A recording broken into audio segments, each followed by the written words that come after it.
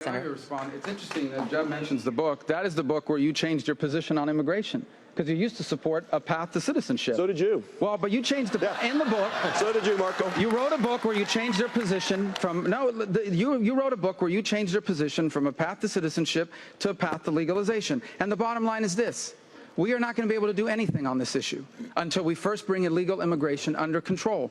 The American people have been told for 30 years they're going to enforce the border, they're going to build the wall, and it never gets built, and it never happens. It is very clear there will be no progress on this issue in any way, shape, or form until you prove to the people of this country that illegal immigration is under control. And when I'm president, we are going to bring it under control once and for all after 30 years of talking about it. Marco, he brought up my name.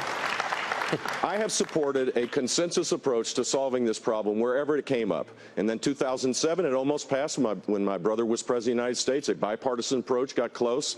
Barack Obama actually had the poison pill to stop it then. And when you led the charge with the Gang of Eight, I supported it because you asked me to. I think it's important for people in elected office to try to forge consensus to solve problems. There's never going to be a perfect bill. All right.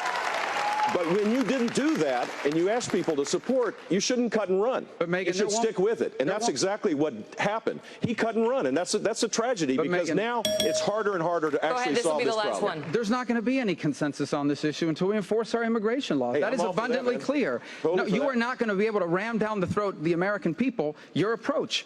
The only way we're going to be able to move forward after 2 migratory crises with minors, after 2 unconstitutional executive orders, the only way forward on this issue is to first bring illegal immigration under control. And until that happens, there's not going to be any consensus on this issue. Let's move on.